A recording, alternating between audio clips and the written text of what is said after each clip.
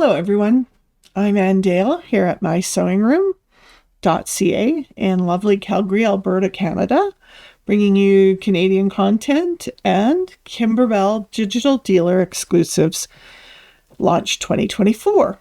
This month, oh my goodness, we're up on month 11 or project 11, and this month we'll have released the Christmas Joy Lace gift stocking.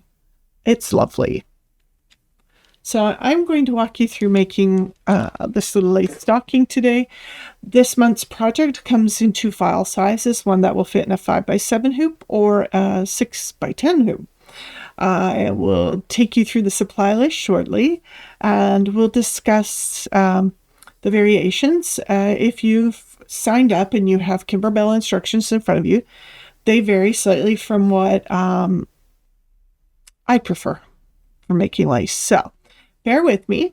Both ways will be fine. You can achieve the results either way. Just I have a different experience with lace, and I've sort of come up with my own little recipe. You know how Grandma used to have her cookies, and they never tasted like anyone else's cookies because she had a little variation that she did. Not that her cookies were better or worse. You might just prefer one over the other. So I will walk you through an alternate version of lace making, and you get to decide. So just remember now, if you are enjoying our videos, do go into our YouTube, like, share with your friends, your good friends, subscribe. We really do appreciate that. That gives us the incentive to carry on and make more great videos for you. If this happens to be your very first digital dealer exclusive video, throughout the year, there are 12 videos that we'll have recorded and loaded. There is a bonus 13. If you sign up for the entire year, we have a bonus design for you. It's an adorable little key fob called What's the Buzz. If there are any kits left when you sign up for the full year, we also included a free kit for those subscribers who chose to join us for the whole year, or a certain number of one-obs. And after you hit a certain number of one-obs, you would also qualify for the free design, but not the free kit. So sorry. And that, of course, while supplies last. We might be out. You never know. But it's always worth an ask. All right, well, meet me over at the cutting table where we'll go through the supply list for the Joy Lace gift stocking. All right, here we are. The supply list right up front here. A couple of things we'll need. We're going to need thread, so much thread.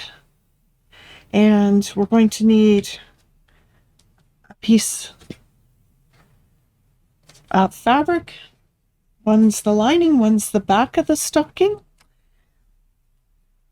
Going to need a piece of fusible backing. We're going to need our wash-away stabilizer. Now, this is where I differ a little bit. Kimberbell uses in the hoop a wash-away sticky back stabilizer. The sticky back is used differently in the project and the instructions here. I'm going to just use a plain wash-away stabilizer, one of the fibrous ones. So, you know, it's an extruded material, not woven, but this is 100% wash away. And then I'm going to use another piece of wash away, and this is the non-fibrous clear. Some people refer to it as the plastic kind because it sort of has that feel. This is a very heavy one, and that's what I prefer to stitch on, and I'll go into slightly more detail on that with you. Then You may need some of the Kimberbell paper tape, and Kimberbell in the descriptor of this one is using the glitter sheets. So this is the gold red glitter, And I have that on this stocking, and it's got a little bit of sparkle to it, and it's lovely. And that certainly is Kimberbell great choice. This time in the second stocking I'm making, I'm going to use what they call embroidery leather. So it has a sort of a pearl finish, not a glitter finish. And that's what I'm going to use in today's stocking. Now, the thread and stabilizer are the two most important things to this project.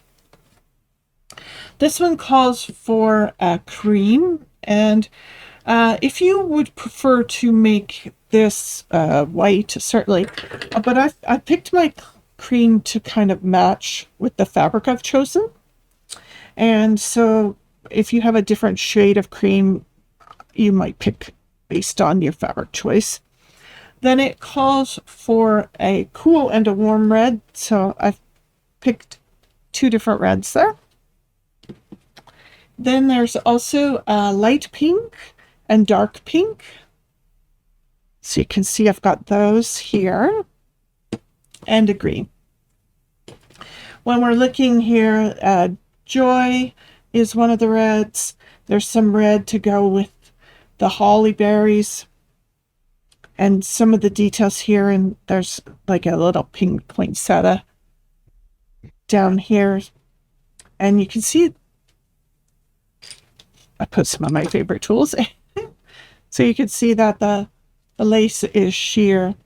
I wonder if it will show if I put something just a little darker in there. You can see maybe the red embroidery leather through there. So this is lace, the entire front, and then the back and inside back are. So it's a lovely finish on this. Kimberbell's known for like 100% completely finished, no raw edges. And how we get there in this is such an interesting technique. I can't wait to share that part with you. But a couple variations. I'm going to use just a wash away stabilizer, fibrous kind, and I'm going to use this heavy stabilizer in the hoop. Now, there's a lot of chitter chatter on the internet about what's better, what's not better. So I've seen things. Kimberbell is essentially using 2 layers of wash away mesh like this. One sticky and one isn't. But they cover the entire sticky one with the non-sticky one. So the sticky part that we use in other embroideries is not important to how we move forward in this design. Now I prefer 1 layer of this mesh and 1 layer of this. Now this is strong, but flimsy, if that makes sense. This is more rigid, but weak. When you embroider a heavy design just on this, it will perforate and tear away. So this by itself, not recommended. This by itself is often enough, or 2 layers of this. I've seen people do 2 layers of this in the hoop. And for some people who have trouble with their hoops hanging on and gripping successfully, that could be an answer. You could hoop this one and this one. I don't believe that we need that. This is called floating. Sometimes we float on top, and sometimes we float by placing it underneath the hoop. So actually that's kind of sinking, isn't it? But referred to as floating.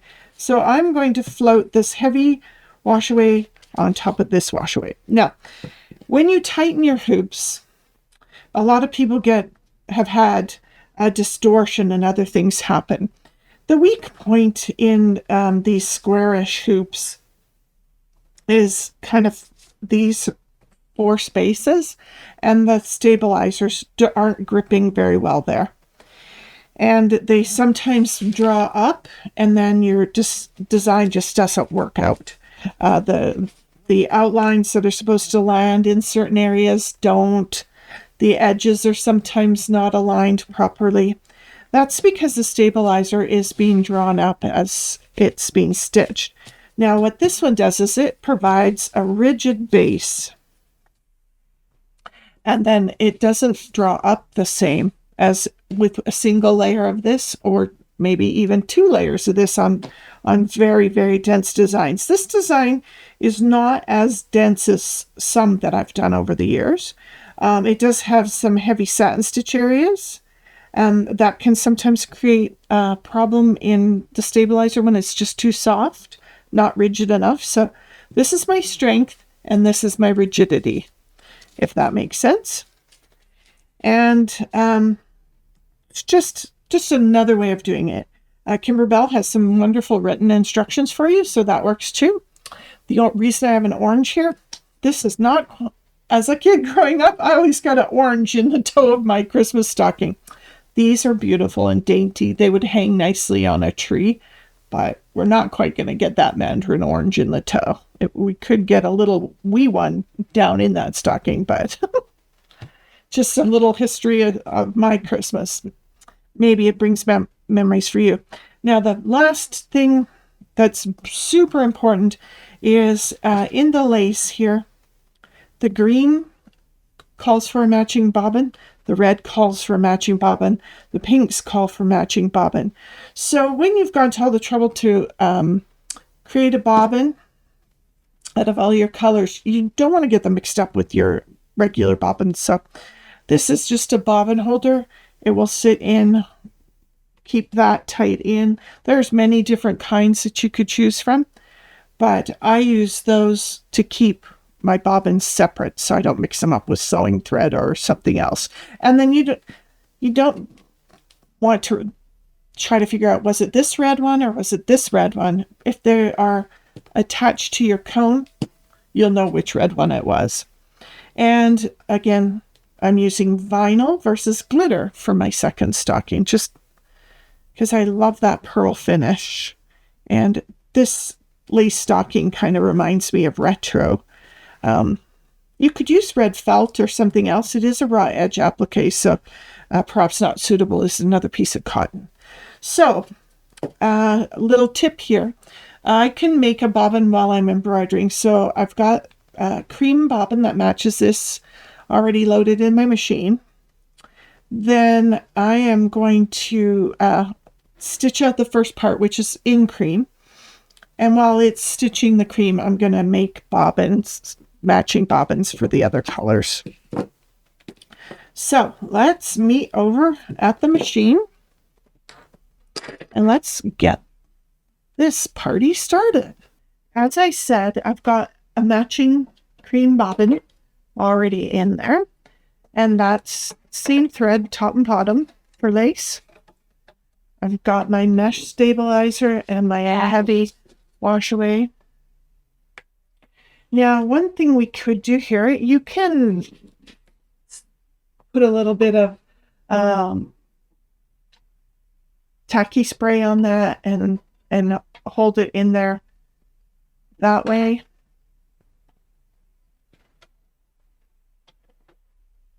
Or you can do what I'm about to do.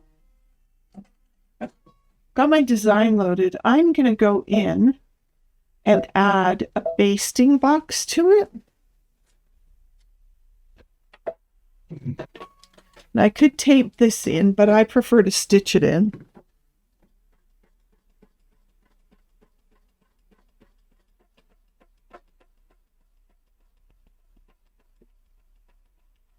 So it doesn't matter here if there's any ripples in the washaways. They are completely removed later, so don't panic about that. So before I move forward, I'm actually going to go into the edit screen, and I'm now going to remove that base box because it does change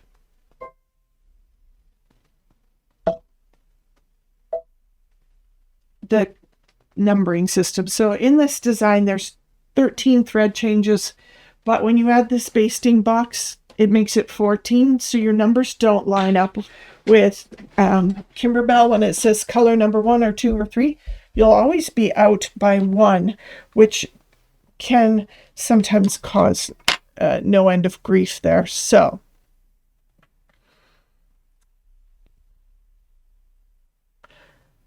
I've got matching bobbin to the top thread, and color stitch number 1 is cream.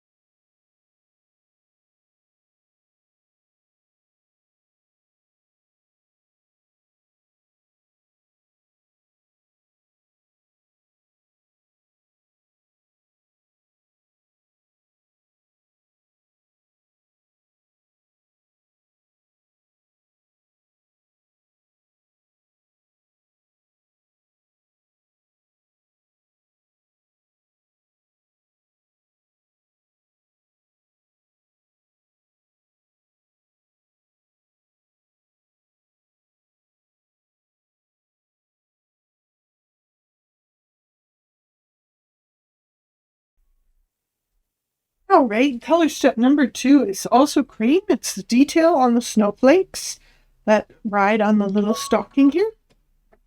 It's an opportunity to customize if you like, choose different colors.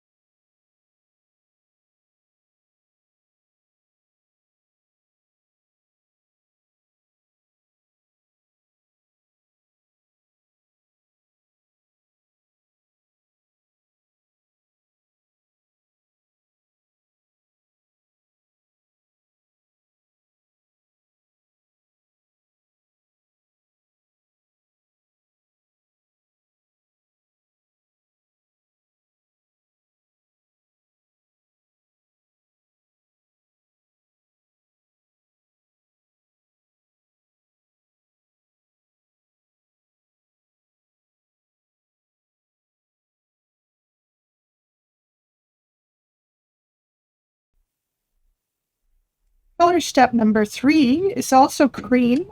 This might be a great time to check your bobbin. Yep, sure enough, I'm almost out. So we'll reload that bobbin, carry on.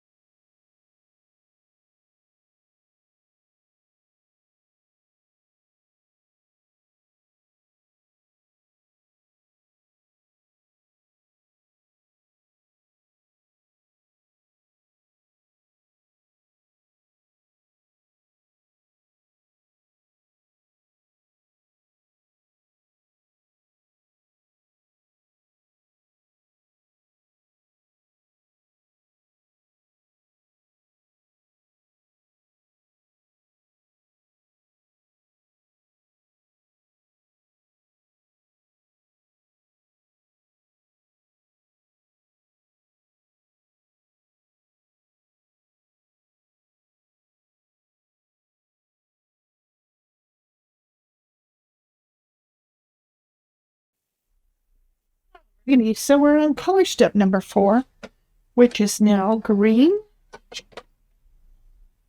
We'll change out that bobbin to match our upper thread.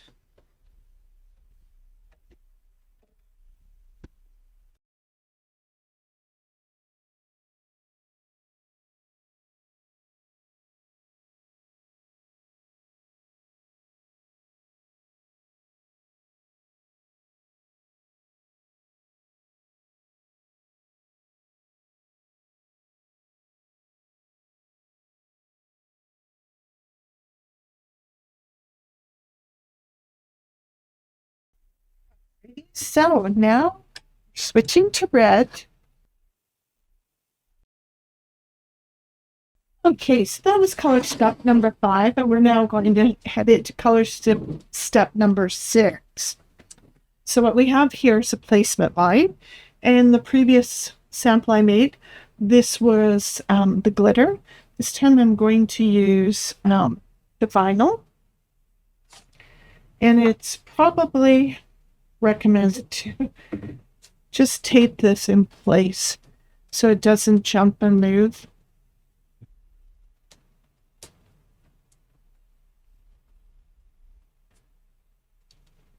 Could put another piece on there, but I think that will do.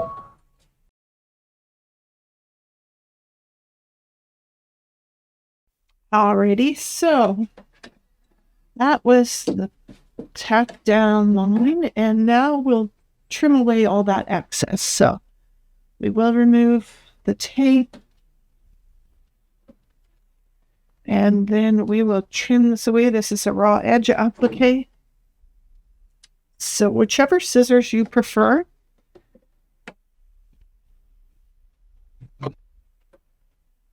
Now, I sometimes like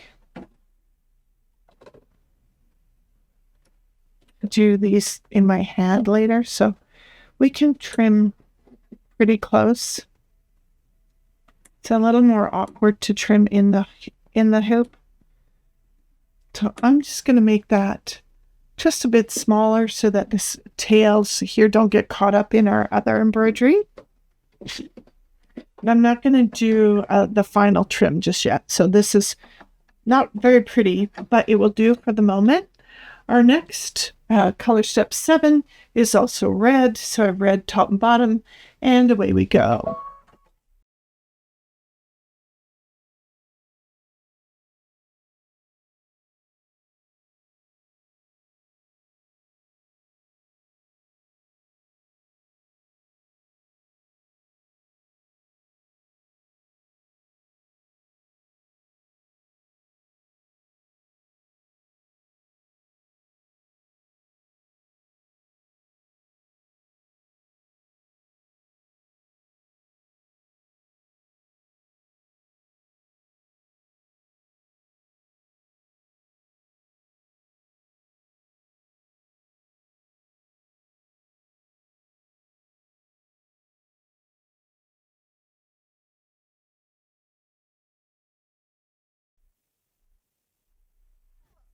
Color 8 now will be pink.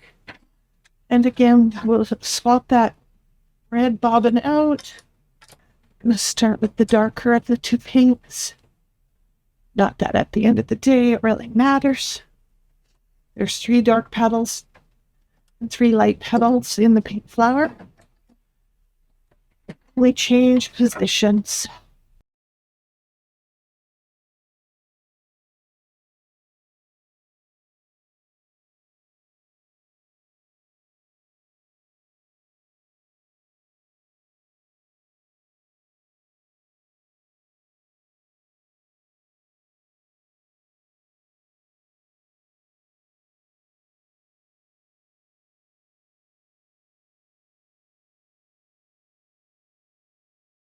All right, color step number 10 and 11 are red.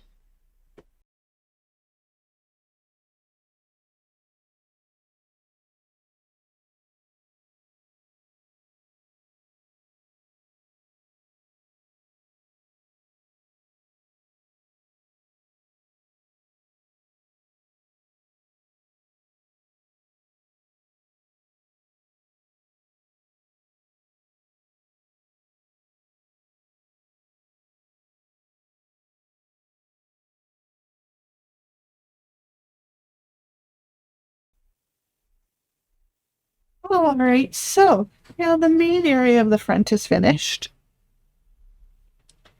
And we're going to walk through to the next steps here. Just give us a slightly wider view. We're going to turn the hoop off machine, turn it over. And what we're going to do now is, because this is lace, and a lot of these little tails and things are going to show. So I'm just going to go in here with some curved scissors and just trim away.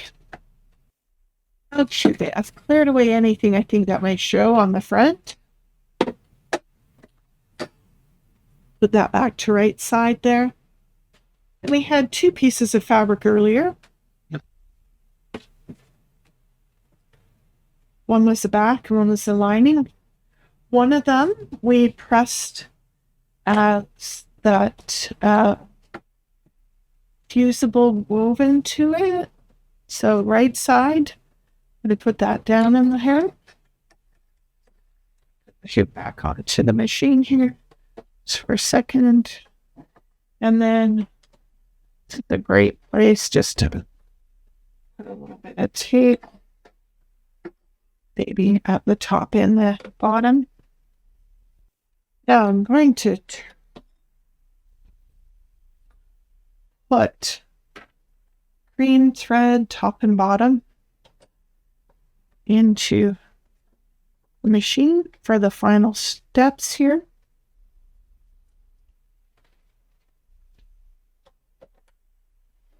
Remember way back when they matched the fabric beginning, and that's why I chose the cream I chose. You of course could make yours any shade of cream or white that you prefer.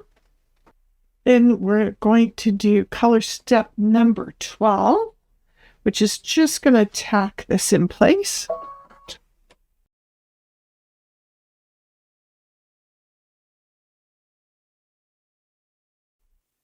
For our next step, we're going to remove from the hoop, and as you can see from the close-up, you can hardly see the cream on cream.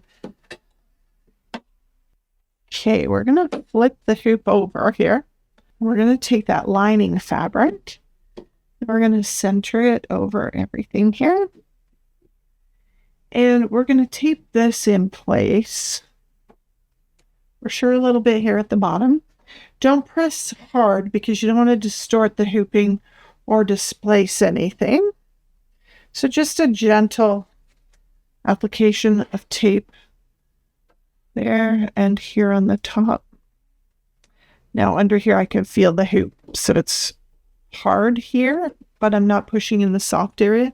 I'll flip this over, and then I know that up here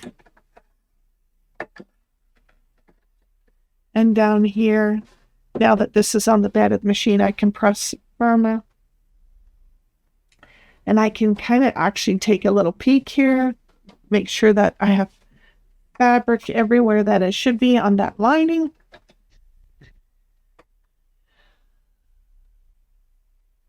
And then we are going to stitch the final outline color 13 in cream.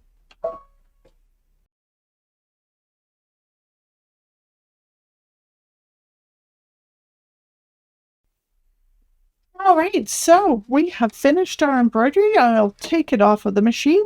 Meet me over at the cutting table. All righty, so there's a couple extra tools that we're going to need right now. Going to need a little bit of water, a couple of cotton swabs, and a pair of pinking shears might be helpful in this instance. You can totally trim this out with a plain pair of scissors, but what's about to happen makes me happier. So there we go. We can remove that tape. If it still has stick, we can use it later. If there's no more stick, it's done and straight. We can pop this out of the hoop now.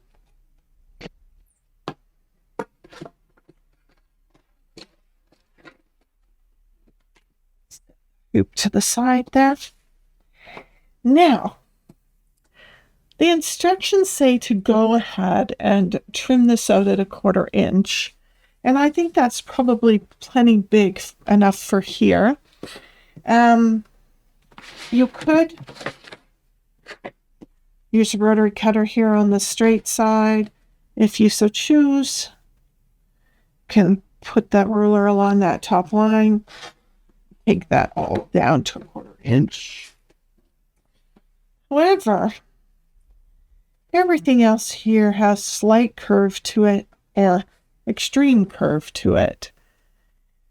And I find that the pinking shears are more helpful.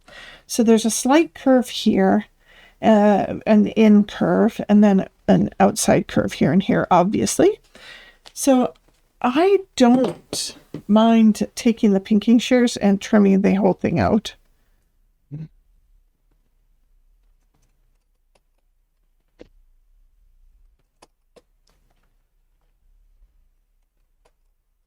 So close to, but not through the stitching.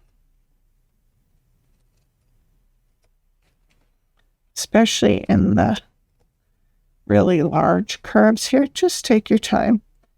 We also have such a thing as a rotary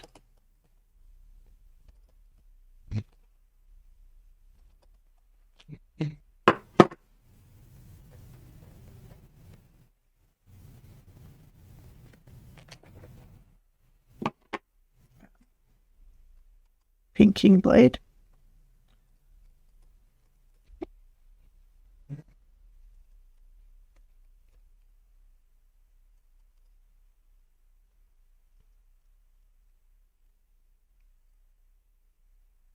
Take your time in the inside curve there. This side is quite straight, so if you choose to just go the scissors, that won't hurt anything. There we go. Then just vanishes. So we're going to turn the stocking through this opening here. And what we'll do is just very gently, carefully. I like to reach over here to the toe and just turn it through. And then you just gently work it through that opening. Not too fierce, not too hard. And just know this is also not the first turn, but it can be helpful to do my magic corner turn at this point where we fold on the seam allowance, fold on the seam allowance, and we make a point. And we just kind of poke that through for the moment. Going to do the same on this other side. Just helps the flatter, smoother corners. And just gently working it through that opening.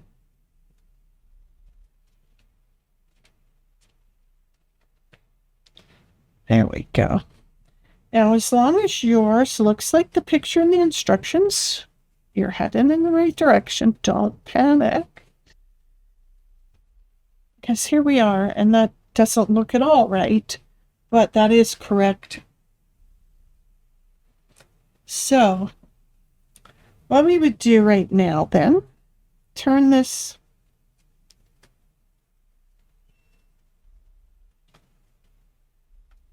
little opening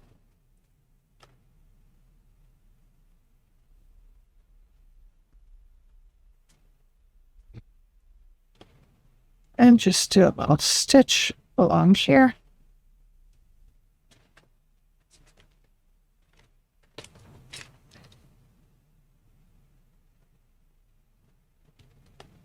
Get a little matching thread.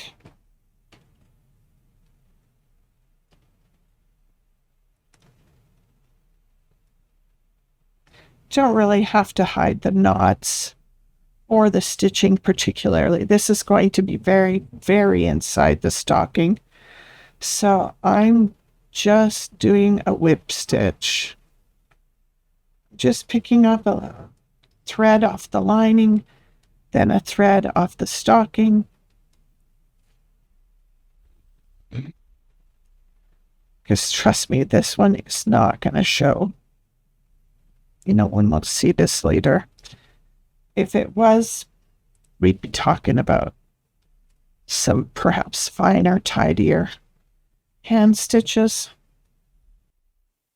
Okay, so a little whip or overcast stitch there, just to close up that wee little hole. Just going to take a couple of stitches here at the very end and tie off.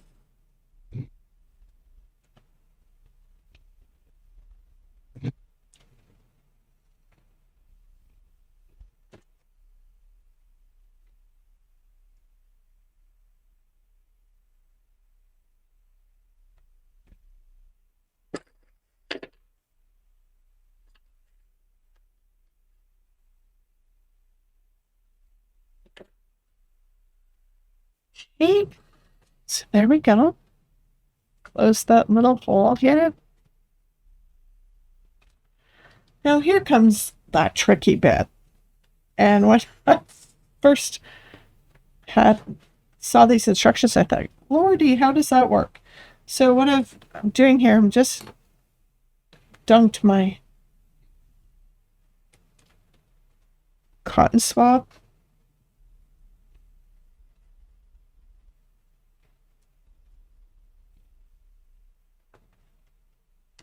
And I'm just running it across the top of the stocking here.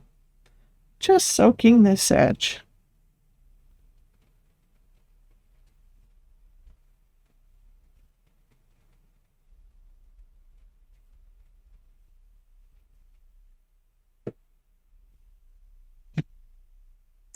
And suddenly, like magic, the little thing bursts open. It's just magic. So,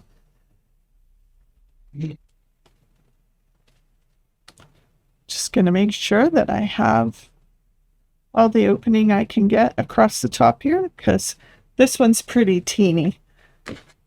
Remember that first one? You can see the size difference here. So I've got enough space here. I can see the inside of the stocking. Now we're going to turn the whole stocking out through here so that, pardon me, the joy is right way round. So again, just carefully and patiently reach in. Now remember, patience is the way here. Don't take your time.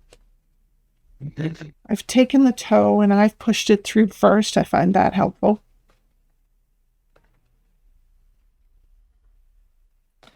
And then things are a little weird and stiff right now. So just like a Kleenex, just going to pull that through that little hole. There we go. Now here's my stocking. Starting to look like something. Now I also have this little pokey pushy point turner thing. It has a very fine little ball on this end and a much bigger ball on this end. I'm going to go in and just encourage the edges out. So I'm just sweeping that ball along the edge of the stocking. Just going to work the top a little bit here. Get it flat. So when I get inside, I'm just running that ball along the edge. That's the motion I'm using. Just sweeping. Just sweeping. Gently, carefully. You don't want to push so hard you break through the lace. That would be a crying shame at this point. And then just go in, little push, a little sweep, a little push, a little sweep. try to keep it on the fabric side, just because it is lace after all. There is stabilizer in there still, but just ever so carefully, just brush those edges out. Almost there. Just gonna make everything a little tidier. Remember, I hadn't trimmed this pretty because it's a little easier for me afterwards. And I'm just gonna grab a little pair of Kimberbell scissors. This micro tip. And then I'm just gonna go in and cut those little berries out. Careful not to nip into the lace now, since we're almost done.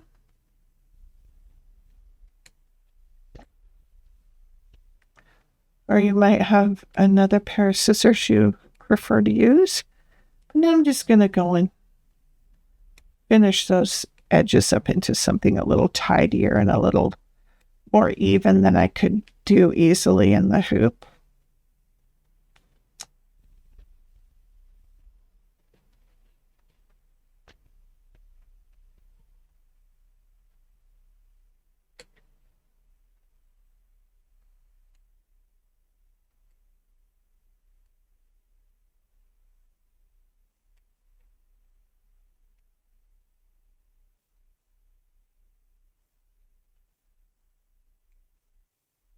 That's interesting.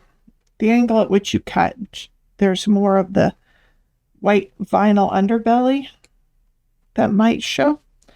So test it a little bit. Find the scissors that work for you and the trimming angle that works for you. And there we go. Just going to take off anything that looks like a point.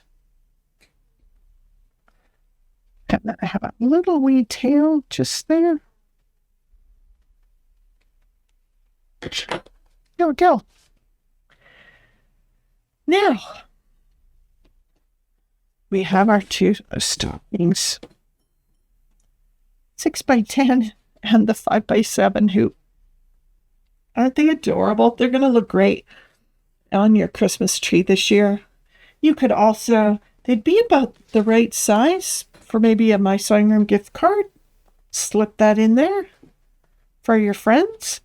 Even fit in the teeny one if you need to make a bunch of them. So, might not fit that mandarin I had earlier. But it certainly will fit a gift card or some candy canes or maybe a little bit of both. I appreciate your time and attention. Now, what you'll do with this, take it, submerge it in water. I just put enough water in a little container, not too big, and just let all of the stabilizer soak out. You can use running water, but it uses a lot more water, and it's truly not necessary. And then you can take it, let it dry, and if you need to, you can press it. Remember, pressing embroidery face down in pressing cloth if you need to give that a final press. And there we have it. Well, I hope you enjoyed today's project. As you saw, it was pretty simple. Just understanding how stabilizer works, wash away works, how it may impact your hoop if your hoop tends to be loose.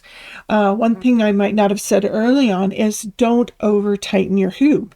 If you over tighten it, it squeezes and actually makes for bigger gaps. So if you have any questions, please reach out at education@mysewingroom.ca. We'd be happy to answer questions. Or if you're watching this on YouTube, we're very good about answering questions. So feel free in the comment section there to ask. And remember to like, share, and subscribe if you've enjoyed our videos. And I hope to see you in next month's class. See you soon. Remember, mysewingroom.ca. Bye.